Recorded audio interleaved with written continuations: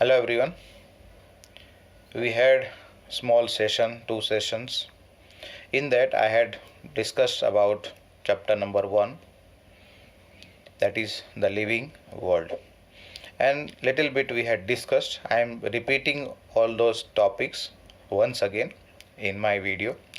This is the first video for chapter number 1, that is the living world.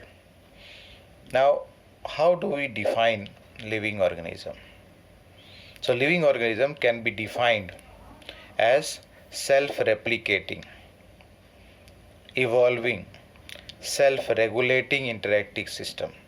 Self-regulating interactive system capable of responding to external stimuli. Means what?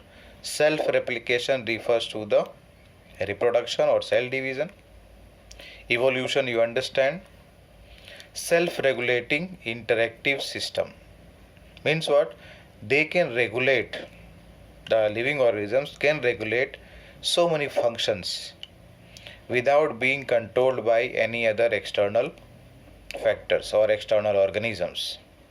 And plus, they are also capable of responding to external stimuli. Some stimuli are received, and in return the organism has to give response to that in different ways. Either it is biological, physical, whatever method can be there. Now, when we talk about the habitat, I think you know about the habitat. I had discussed about this. Habitat is the place where an organism lives. When we talk about the habitat of living organism, so organisms over here, they can live in different kind of habitats, and some of these are extraordinary. Like for example, the cold mountains, deciduous forest, oceans. You understand ocean, how deep it is. When we go into deeper part of the ocean, how much pressure of water will be acting on us. But organisms who are living there at the depth of the ocean and seas, you can just imagine how much pressure they must be, or they will be able to withstand. Pressure of the water up on them.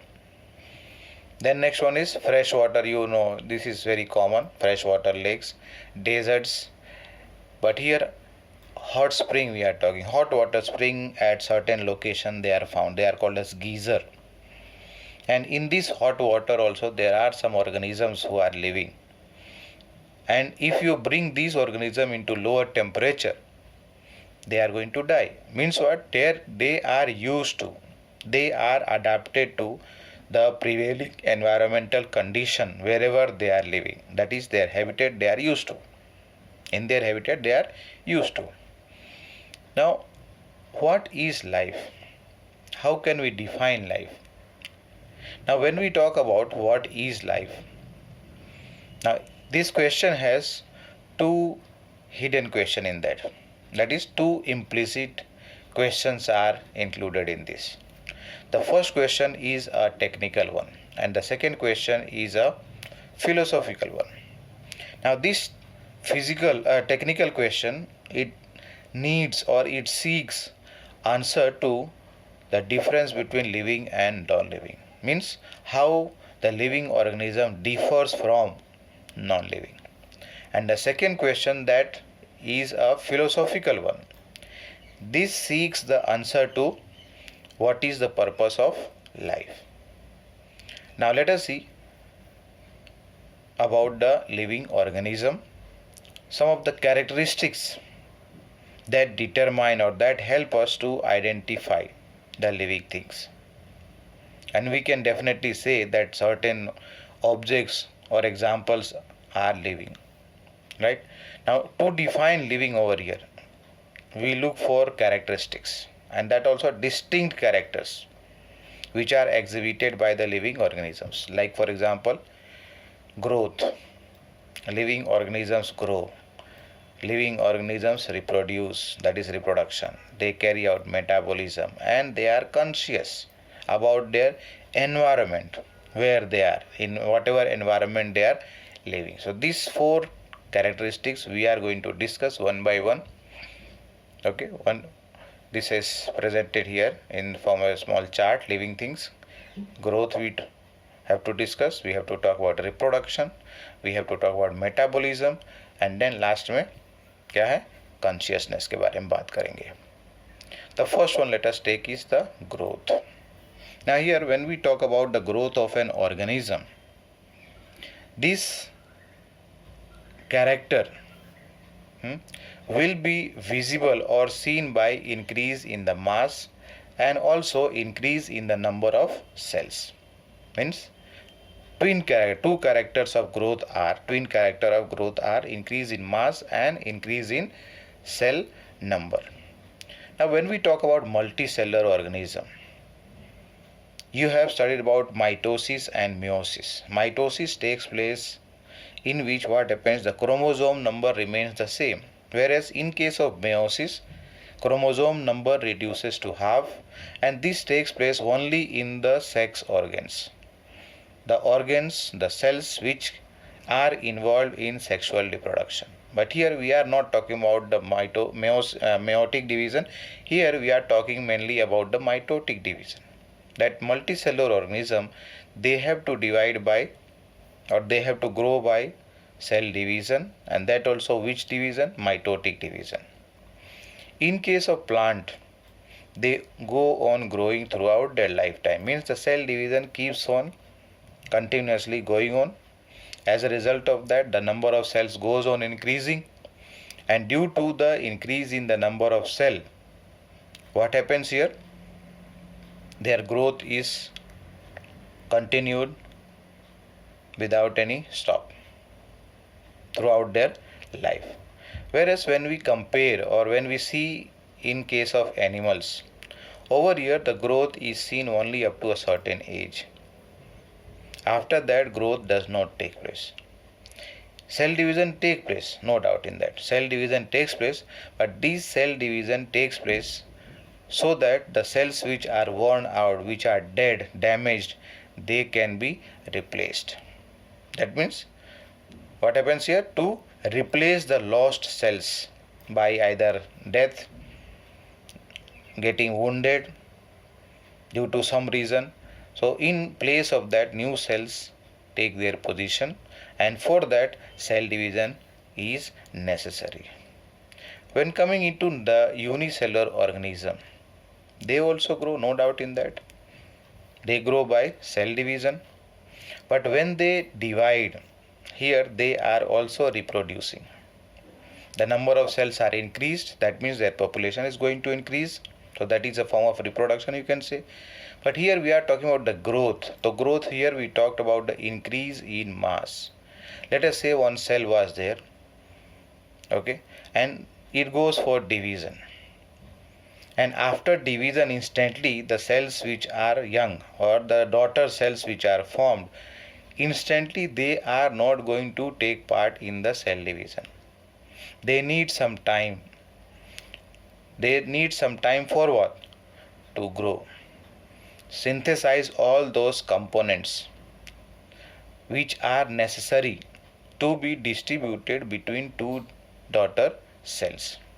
That is why here what we are talking, unicellular organisms, they grow by cell division, and during this what will happen? There will be increase in mass, and later on when they are mature, components are ready to be distributed between two cells, then it is going to divide.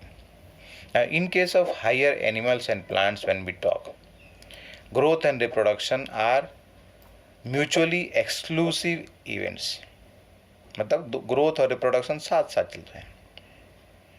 And the increase over here in the body mass is considered mainly as what?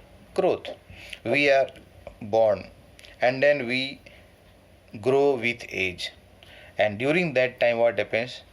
The size of our body, lengthwise, widthwise, and also the mass goes on increasing.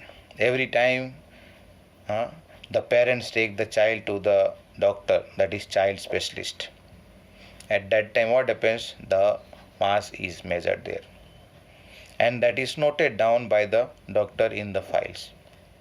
That means what? either every month or every 3 months, every 6 months, whatever may be the duration, it is noted down. And with that, what happens? Whether the child is growing or not growing, that can be easily determined by the data that is noted down in the file. Now here we are coming, increase in body mass is considered as growth, right? Now in case of non-living objects are there, they also grow. Their body mass also grows. Like for example, let us say mountain, some boulders of stone or rocks, sand moulds, they also grow. But they are non-living. But they are not living, no? So they are non-living. So here they are growing, but that growth is by accumulation of material on the surface. This growth is not coming from within, और अंदर से growth नहीं हो रही है, बाहर से material collection होने के बाद हो रहा है. Like in our houses, we can go on adding some component inside the house. Let us say in the classroom, when we talk about benches are there, you can make it bigger in size by addition of some more wooden plank or the metal parts. But it does not mean that the bench is growing by itself. That is bigger in size because of addition of some framework from outside. And that cannot be considered as a growth from inside.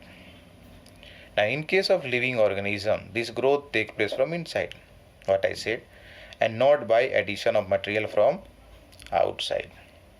Outside agar hoga, that will be for only non-living being, not for living things.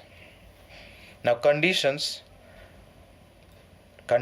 under which it can be observed in all living organism have to be explained, and then we can understand that it is a characteristics of living system. मतलब क्या हुआ इसका कि वो condition जिसमें क्या कर रहे हैं, some characteristics are being observed and this characteristic is becoming common for all organism. That can be understood, that can be taken as a characteristic of living system. And dead organisms वो तो नहीं grow करेंगे. As a result of that, here growth cannot be taken as a defining property of living organism. क्या बोल रहे हैं? Growth cannot be taken as a defining property of living organism. Why? Because over here growth can be from inside, that is property mainly for living organism, but growth is taking place by addition of component from the outside, that is on the surface, and because of that this cannot be used as a defining property of living organisms.